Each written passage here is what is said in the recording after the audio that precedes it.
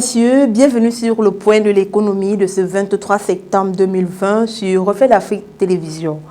Sénégal, contraction de l'économie. Selon le Fonds monétaire international, l'économie sénégalaise devrait se contracter en raison des perturbations de l'économie causées par la pandémie de Covid-19.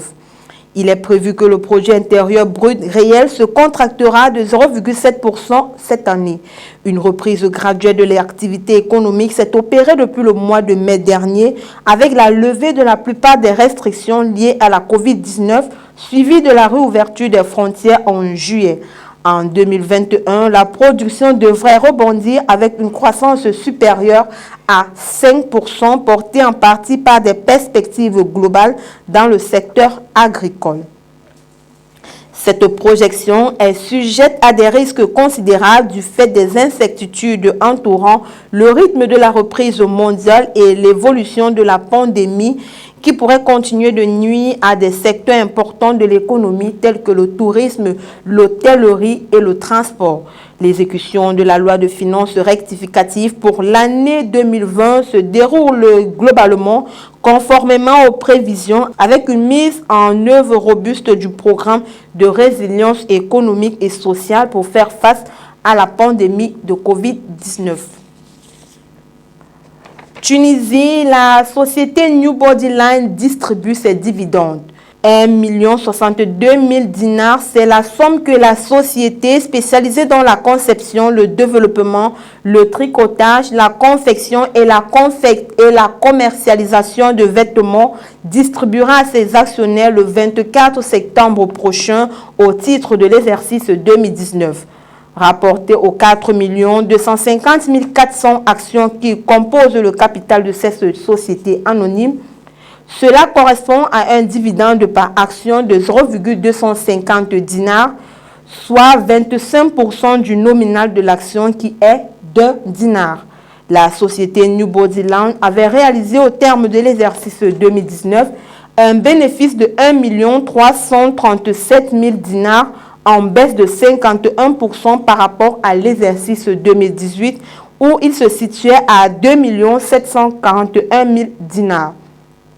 Durant la période sous revue, cette société a enregistré une baisse de 13% de ses produits d'exploitation à 5 848 000 dinars contre 6 773 000 dinars en 2018. Gabon, inauguration de la deuxième usine de transformation de la CIMAF d'une valeur de 9 milliards de francs CFA et d'une capacité de production d'1 million de tonnes par an. La deuxième usine de production de ciment du groupe Ciment d'Afrique a été officiellement mise en service le 21 septembre dernier par le Premier ministre gabonais Rose Christian Oussouka Raponda.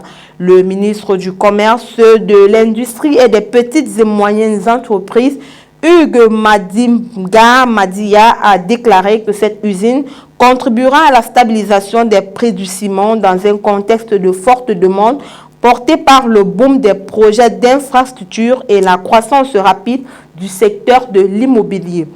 La nouvelle ligne de production permet de produire diverses qualités de ciment. Elle est constituée d'équipements aux normes internationales. Selon ses promoteurs, cette usine est écologique en ce sens qu'elle dispose d'un côté d'un système de filtration composé d'une douzaine de filtres à manche pour limiter la pollution de l'air et d'un autre d'un système de refroidissement à air pour préserver l'utilisation de l'eau et la rationalisation de sa consommation. CIMAF emploie aujourd'hui plus de 6 500 employés. Toujours au Gabon, le pays met en paiement 7,8 milliards de francs CFA au titre de ses intérêts.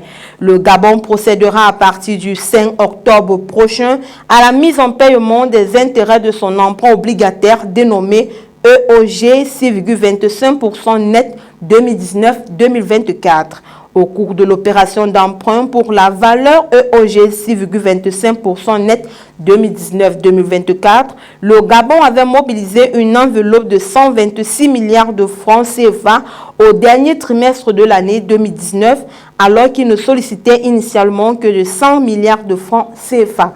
Le montant recherché par le gouvernement gabonais a été rehaussé sur autorisation du régulateur du marché financier après une sursouscription des investisseurs, soit un taux de souscription de 126,34%. Le fruit de cette opération a été inscrit à la cote de la bourse unifiée de l'Afrique centrale le 21 février dernier à Douala au Cameroun et permet désormais au Gabon d'opérer des transactions sur le marché secondaire de la bourse unifiée de l'Afrique centrale. Mesdames, Messieurs, c'est tout pour le point de l'économie de ce jour. Retrouvons-nous demain pour une nouvelle sortie. Les programmes sont en continu sur nos différentes plateformes médias, Facebook, Twitter, Instagram, YouTube ou sur notre site internet www.refaitlafriquetv.com. Agréable sur le programme sur Refait l'Afrique Télévision.